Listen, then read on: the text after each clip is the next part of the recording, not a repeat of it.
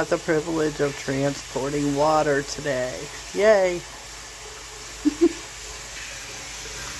This is how we do it.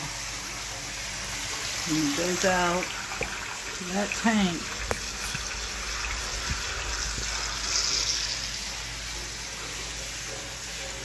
So the hose goes in this PVC pipe and it fills up this tank, and it's almost done already.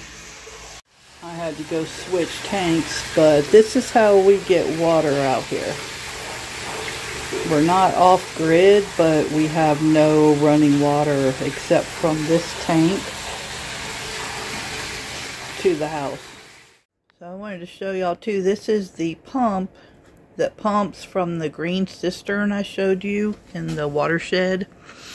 And this is what pumps it from there into the cabin. This is how we get water. Just wanted to add this in here for y'all. And I'll show y'all the tanks. For anybody who hasn't seen it before, I'll show you the tanks outside that I'm drawing this from, which is right now solely from rainwater.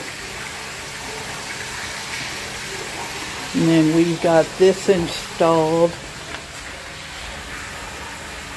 for electric out here, which goes underground so that we can plug in our submersible pump.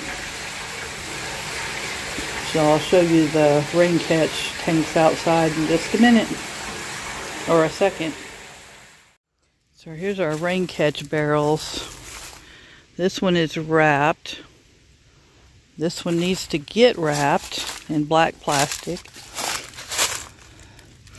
This is where I was pulling the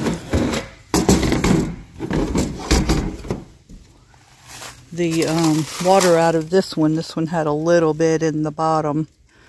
This one was maybe half full.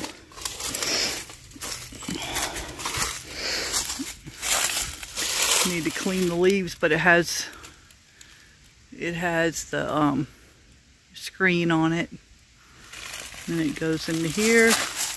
This blue barrel is for extra, so it goes off the roof down there and in this tank. And then when this one's full, then we can take this and switch it over to this one. And it's dirty and green, needs to get cleaned, but this is our other tank. And we had to cut a hole in the top to get the submersible pump in it. So this tank this is the in-ground,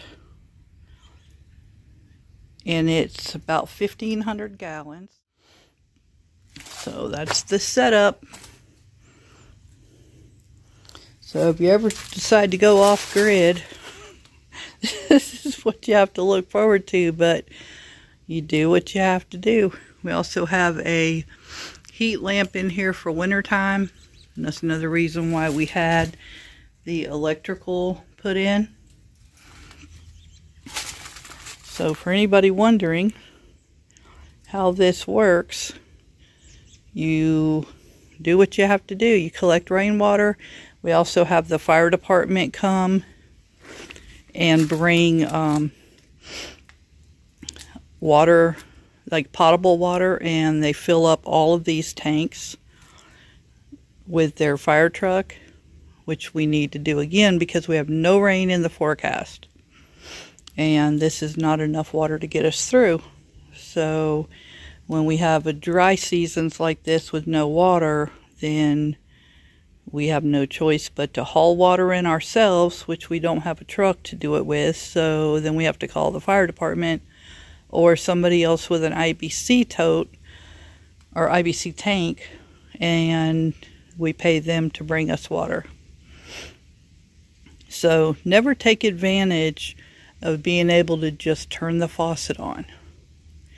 But another advantage we have is when city water is turned off, or city water is contaminated for whatever reason, we can still assess rainwater and come out here and pull from this tank.